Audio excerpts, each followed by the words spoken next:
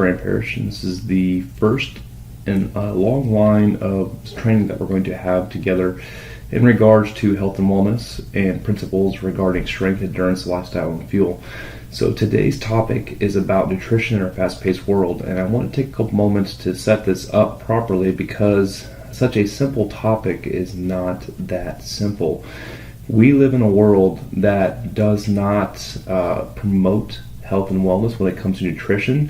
Unfortunately, we are about convenience, speed, and taste. So we are ranking very high now in the World Obesity Index. Matter of fact, the United States itself has the highest rate of obesity.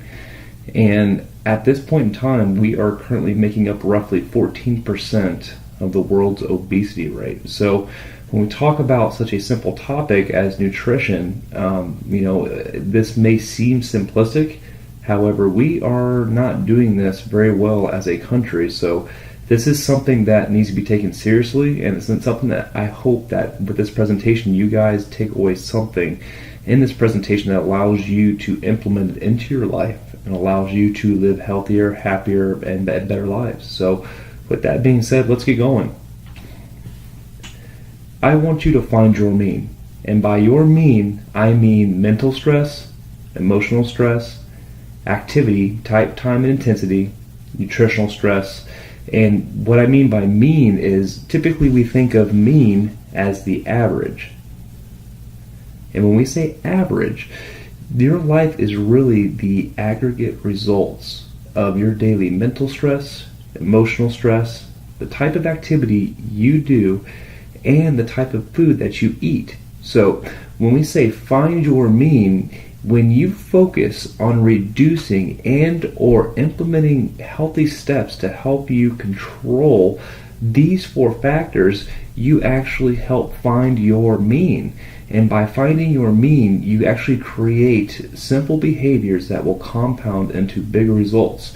So you'll see this revisited many times throughout the presentation, and I hope you guys take this and implement it, because if you guys do, you're going to see huge results in your life.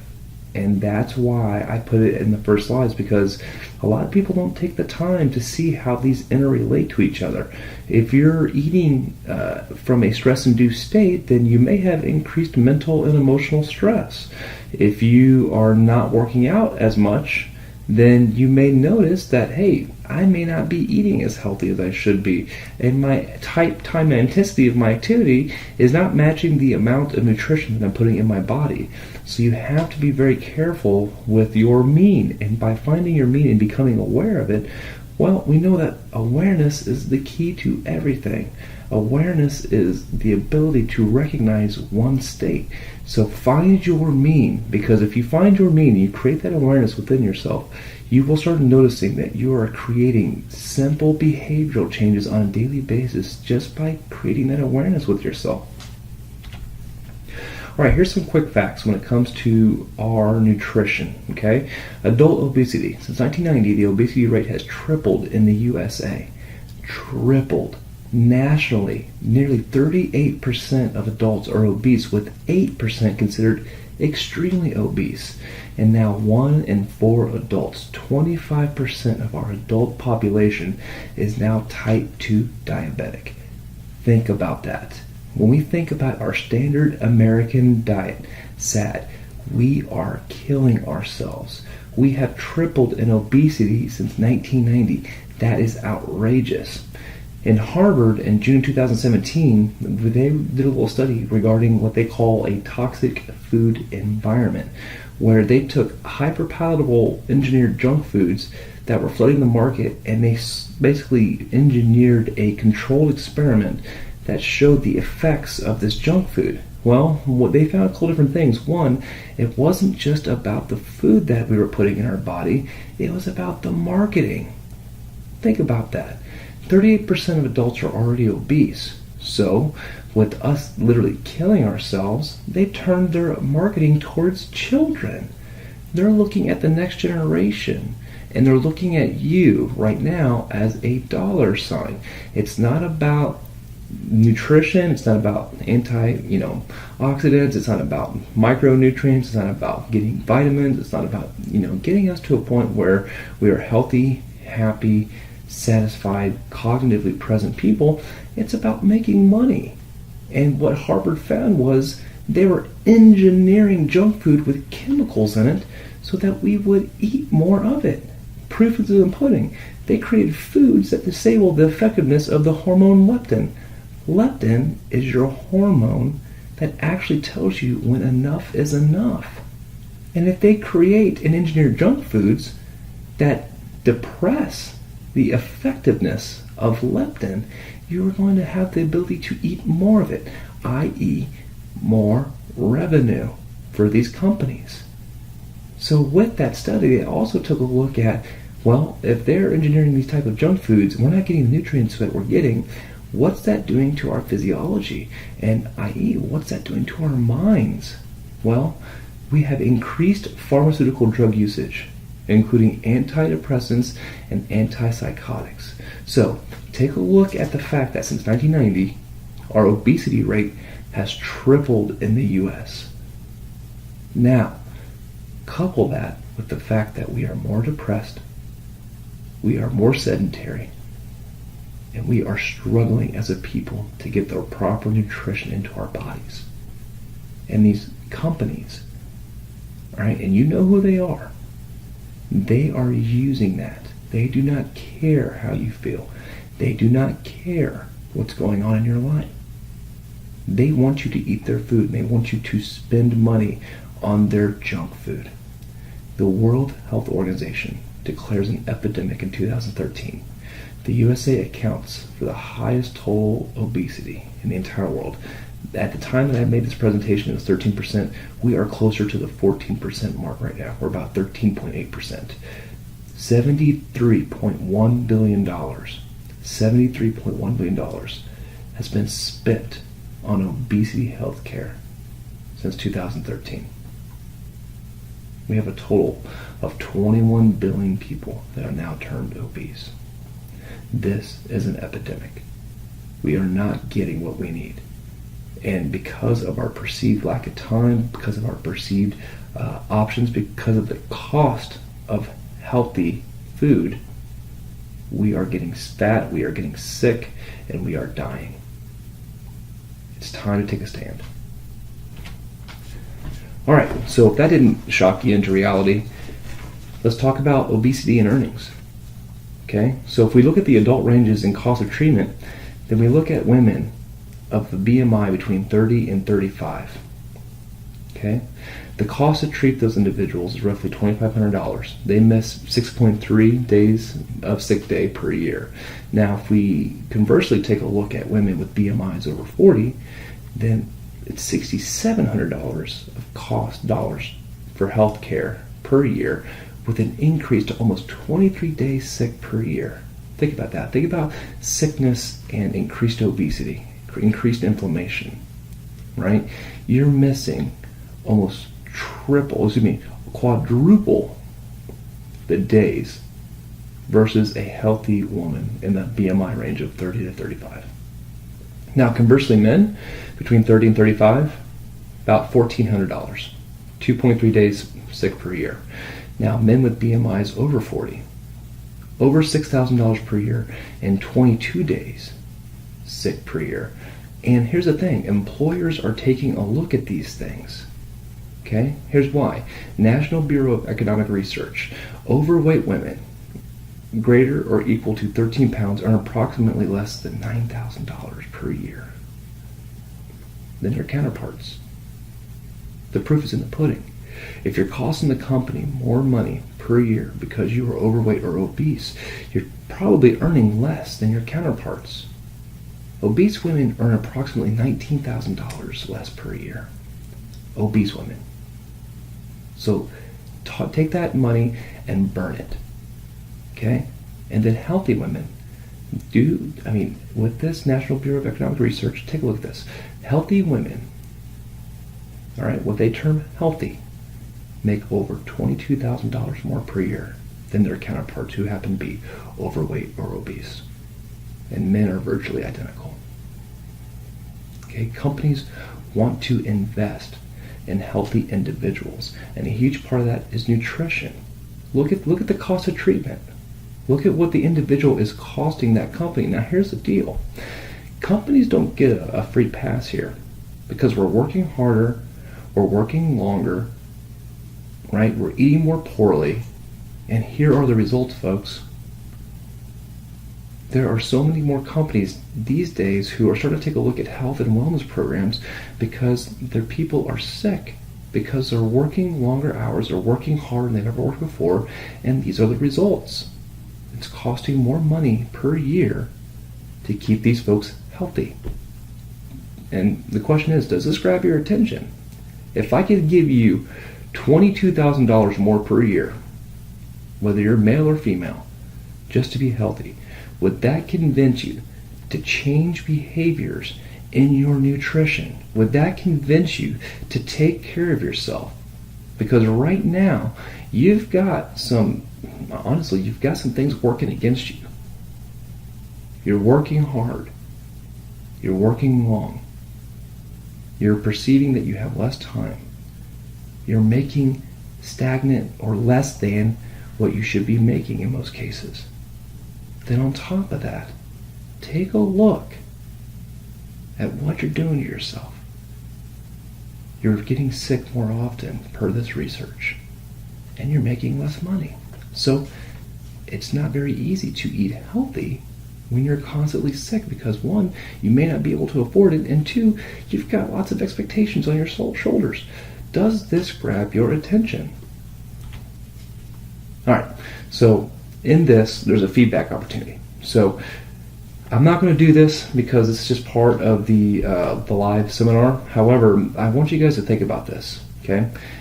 Hold in your mind the top 5 things that you believe are what you term healthy eating and sound nutrition principles.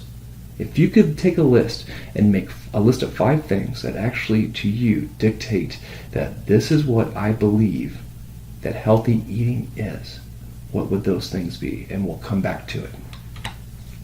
All right, so general terminology. This stuff seems simplistic, however, I want to go over this because not all macronutrients are created the same.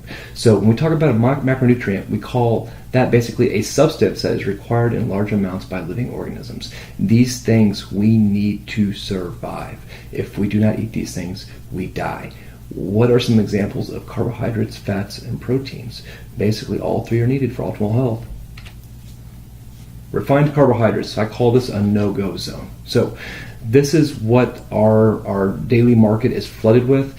These things are cheap in cost. These things are readily available because companies can put chemicals in them to increase the shelf life, and we eat it up. So let's take a look at it. Sugar, refined sugar, pasta, bread, soda or pop, depending on which part of the country you're in, cereals, chips. All these things are what we term refined carbohydrates that you should avoid. There is no benefit to continually eating these things in large quantities. Now, conversely, let's take a look at complex carbohydrates. Eat these freely. So we have the no-go zone and we have the eat freely. Vegetables, and I simply put it deeply colored, green, white like cauliflower, green, broccoli, deeply colored, a multitude of different peppers. I'm a huge fan of asparagus. I'm a huge fan of edamame. I love broccoli for the testosterone aspects that it helps men support free testosterone. Same thing with cauliflower. Oats, rolled oats. I use them in my shake every single morning. Okay, along with a pre-workout that I absolutely love called Generation UCAN. If you don't like Generation UCAN, there are sweet potatoes. I especially love those for pre-workout. Why? Because they load my muscles with a thing called glycogen, and I perform better in the gym as a result of eating them. Berries. Berries have a huge, and I mean huge, antioxidant count. I'm talking raspberries, blackberries, okay, blueberries, strawberries. all these things that are termed berries have a huge antioxidant count. They actually have fat burning properties that will help you and support you in moving forward with your weight loss goals if that's your goal, performance in the gym if that's your goal, athletic performance, optimal health, cognition, and then just generally feeling good. So when we talk about carbs, we have a no-go zone and we have an eat freely. All right, let's take a look at Snickers. So I wanted to simplify the idea of a carbohydrate, okay? Now, there's so many different philosophies out there in regards to carbohydrates and what people think a good carbohydrate is. Now, a lot of people will lump a carbohydrate into one category, and that's simply not correct. Okay, the reason being is because not all carbs are created the same. So let me give you a prime example of what this looks like. Here is a Snickers bar, okay? And I want you to I want you to pay close attention to the ingredients that go into a Snickers. Milk chocolate, sugar, cocoa butter, lactose, skim milk, milk fat, okay? You have soy, you have 2 different types of artificial flavor, peanuts, there's that lovely corn syrup, butter, partially hydrogenated soybean oil. What in the hell is that? Salt, egg whites. Look at all these ingredients that go into one bar. And what's the tagline for Snickers? Snickers satisfies. Now, let's take a look at a stalk of asparagus. What's an asparagus? Asparagus. The point here is that if we take a look back at Snickers versus asparagus, look at the difference. The idea here and the lesson here is eat simply. Give yourself the idea that it doesn't take a brain-busting degree or 4 different certifications, okay? All you have to do is eat simply. A steak is a steak. Chicken is chicken. Asparagus is asparagus. Broccoli is broccoli. There's not 40 different types of ingredients, including chemicals, like in our everyday fast food. If you pull up McDonald's French fries, I guarantee you have a list that's double this size of what goes into those French fries, including chemicals. If you look at, what they call Chinese restaurant syndrome, or MSG, right? Monosodium glutamate. MSG is a flavor enhancer that most restaurants and food companies use these days because it's addictive. It tells your brain that you're eating the most amazing thing ever. However, it's also messing you up internally. Look at this versus eating simply with asparagus. That is the entire idea. Eat more simply. And that's why I say Carbohydrates Simplified. If you can simplify your ingredients, if you can avoid foods and products that have tons of ingredients, you're already ahead of the game. You don't need to reinvent the wheel. This is as simple as it gets. All right, fats. Let's take a look at the no-go zone. Hydrogenated oils. You saw it in the Snickers bar. Margarine. Processed meats. Now, why are processed meats on here? Well, because typically when you take different types of animal waste products, you press them together, you put chemicals inside that meat, that waste product, and then you press it, and then you send it to market, well then there you go, there's processed meat. First off, you don't know what portion of the meat you're getting typically. They may tell you, and honestly, believe it or not, they may lie to you. However, typically there's going to be some type of chemical to keep the meat fresh, and on top of that, it's pressed, it's been given chemicals, and then it's taken to the market where you then buy it and eat it. So that's why I'm not a big fan of processed meats. Canola oil. Oh my God. Canola oil can help tractors run. Think about that. You're eating oil, or you're consuming oil that actually can make machinery run. That's not a good thing. Okay, and a lot of different fast food companies, because of the cost of canola oil, use it to fry their foods. So avoid it. All right, good fats, eat freely. Avocados, #1 superfood. I always tell my clients that eat avocado on everything. Why? Here's why. For men, it's actually a testosterone booster. Believe it or not, it actually helps you with free testosterone. With women, there's 3 things that I focus on with the female physiology. Okay, when we take a look at avocados and what it supports the oat axis in women. We talk about ovaries, adrenal, thyroid. And think about it. We have a huge increase in the prescription of T4, which is a thyroid medication. You will hear a lot of females talk about, my body is stressed out, they'll have an adrenal symptom, and their thyroid is not functioning, meaning pituitary gland is not waking up, releasing TSH, which wakes up the thyroid. Thyroid is not releasing T4, and T4 is not converting to T3, which is the general. It sends all the signals to your body. Hey, you, digest that food. You, make sure she sleeps well. You, make sure she's cognitively present at work today. The idea behind the superfood like avocados is that it's going to help reduce nutritional stress. You're going to get good fats. Let's face it, 9 calories per gram of fat. And you're going to be able to balance your hormones, which is amazing. So that's why avocados are number 1. It is absolutely a superfood.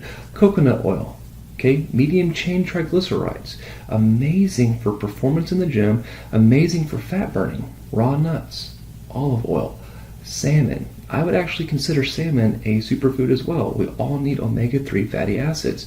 Here's the crazy part. It is an anti-inflammatory.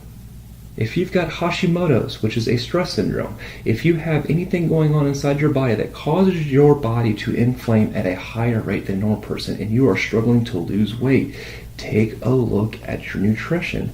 You may not be getting enough fats. There has been a perpetual misunderstanding regarding fats. You need fat to burn fat. That is the bottom line. In salmon, avocado, medium chain triglycerides, coconut oil, raw nuts, if you're, don't have an allergy to them, obviously. I mean, you could start eating these things and start making a difference in your physiology today. Now, I'm going to add this with a caveat. If you do not have your gallbladder, let's be honest here. If you have any type of if you've had any type of gallbladder surgery where you've had it removed, you may need to talk to your doctor. You may need some type of enzyme to help balance out the bile that's in your body, meaning you may not be able to process fats. However, it doesn't negate the idea or the necessity, right? We talked about those macronutrients. It is a substance that you need to survive. Okay, and let's take it one step further. Let's stop surviving. You need these things to live well. So, if you're one of those people that have had gallbladder surgery, you may have stagnant bile. I'm not saying that you do. I'm not making any diagnosis here. However, I'm encouraging you to talk to a health and wellness professional because they may be able to make a recommendation for you to start intaking fats and start taking a liver gallbladder support, an enzyme that helps you break down fats properly so you can start feeling better. How great would that be? All right, protein simplified. Believe it or not, there is a no-go zone for proteins, okay? So we think about the idea of no offense, KFC. Let's think about fried pork tenderloins. Let's think of fried chicken. Let's think of anything fried that is with meat today. It seems like everything is fried. So if you think about it, avoid anything that's fried. Avoid, there it is again, processed meats. I put tilapia on here. Now, there's been some misunderstanding about tilapia. I'm not against actually I take that back.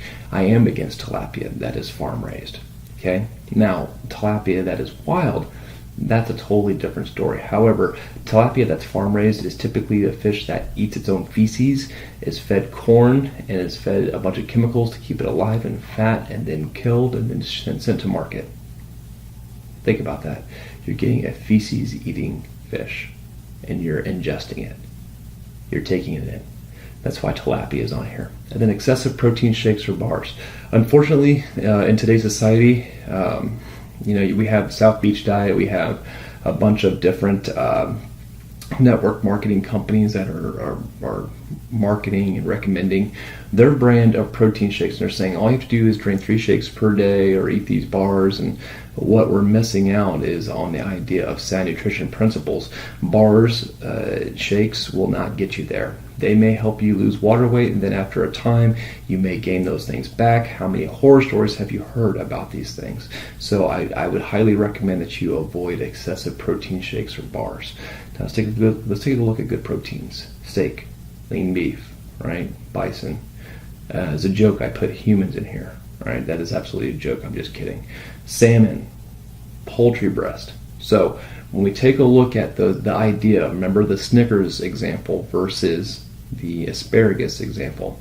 One ingredient things. Lean beef is lean beef. Bison is bison. Salmon is salmon. Poultry breast. Okay, and once again, I was joking about the humans.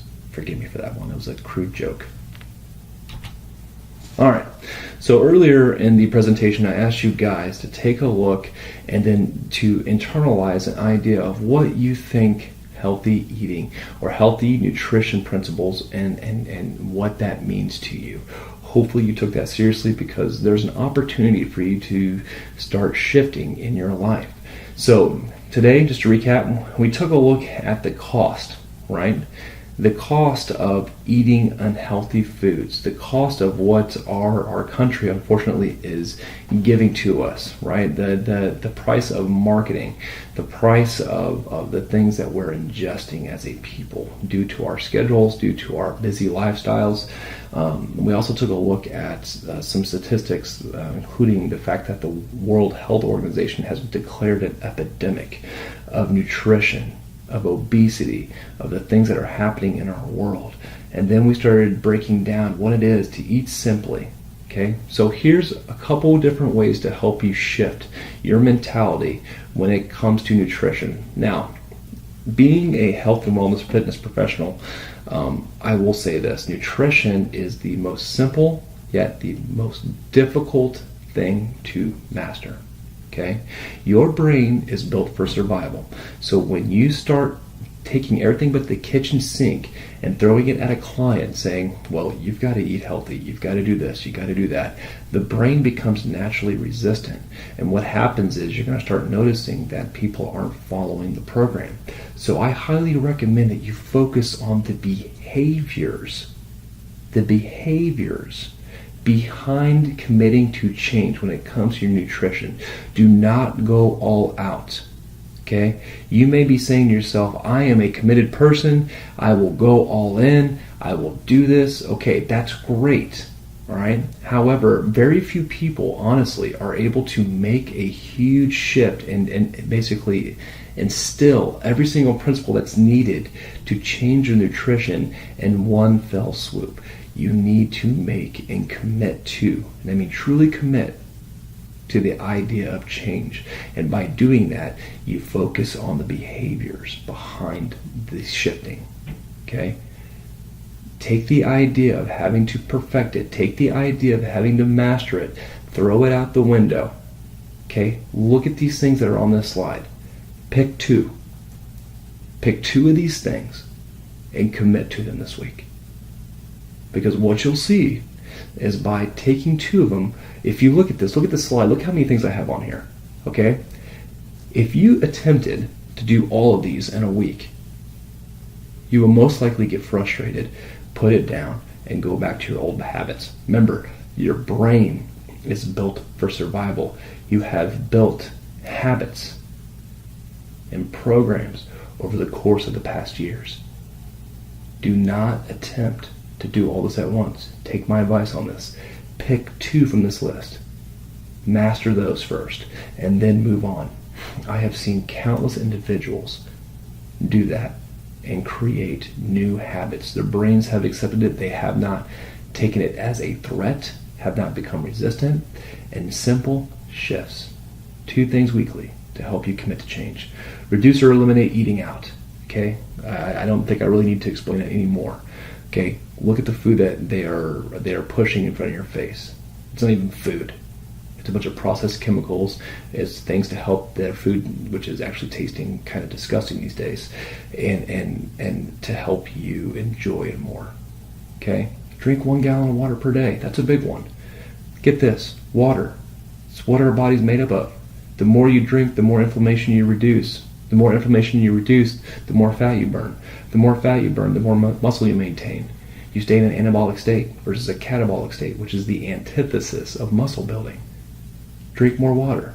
Reduce sugar intake. You want to talk about increasing inflammation? Reduce your sugar intake. Take your lunch. That goes with the eating out idea. Instead of eating out, why not plan your meals? Why not take healthy meals? Eat simply. Eat 2 healthy snacks per day. Okay? Some of us go few and far between our meals. What happens is sometimes we're so busy in our life, we just forget to eat. So think about this. If you are going to shift, if you're going to take a different approach, eat 2 healthy snacks per day. Why? Because you're not going to get low blood sugar. You're not going to have epinephrine released. And then you're not going to have headaches. Okay, your cortisol isn't going to go through the roof. Okay, eat 2 healthy snacks per day. Eliminate energy drinks. Here's another big one that we have going on in society right now. We feel dead dog tired because we have some type of adrenal system failure or dysfunction. And then we're drinking energy drinks, throwing caffeine at it to keep us going. And next thing you know, we're in the hospital because we have hypertension. We've got some type of leaky gut syndrome. We are wondering why the end of our nerves are firing off. We're having fibromyalgia. These things exist because we're not addressing the root cause. Start working on scaling back your energy drinks. Let food be thy medicine, and medicine be thy food. Plan meals a week in advance. Okay, this is a big one. This is a one that people take time to develop. So don't worry about the idea of perfection. However, maybe plan 5 meals a week. Put them in Tupperware bowls, paraben free. See what happens there. Prepare meals as planned. Create a Sunday ritual. I always recommend that people in small groups get together and then make it a kind of a party. When you get together and you're doing it together, you tend to have fun. And then you have people that are on board with the same ideas that will help you stay on track. It's that whole 1 stick easily broken, 3 sticks not easily broken. Okay? It's about being together and having that level of accountability. And when you create a Sunday ritual with your friends who are doing the same thing, then guess what? You guys are not bearing the load. You guys are eating healthy. And then on top of that, think about this.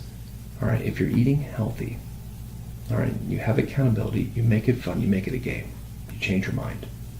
Utilize healthy food preparation services. So I'm a huge fan of Eat Fit Go. I'm a huge fan of Evolve Paleo. These two are why I named them, because I've used them in the past and I've had good experiences. If I am, in fact, too busy, I'm a business owner, I'm a trainer, I travel for my work, I am constantly talking to people. The thing is, I need to grab something quick, pop it in the microwave, and then eat it. I love these food services. They are cheap, they are not too expensive, they're already prepared, so you don't have to worry about cooking. You pop it in the microwave for 2 minutes, and there you go. You're set to go. Eliminate fried foods. That goes without saying. Okay? Avoid hydrogenated oils. Avoid fried foods. And then eat every 2 hours, 2.5 hours. That goes back to the idea of cortisol and forgetting to eat. We want to protect our bodies, right, from that catabolic state. We want to stay in an anabolic state, which is building muscle and burning fat. Catabolic state is the antithesis. It's the exact opposite. You're building fat and burning muscle. So eat more frequently. Guys, this is the end of this presentation. I'm hoping today you've taken away and internalized a couple different ideas for success. And, if you have any questions, feel free to reach out to me. My name is Graham Parrish. I own and operate Self Wellness Company, LLC. My goal and my purpose in this world is to help support you in moving forward with your nutrition. And if you have any questions, I will leave my contact information on this presentation. And I hope you guys have a great night. Take care. Bye-bye.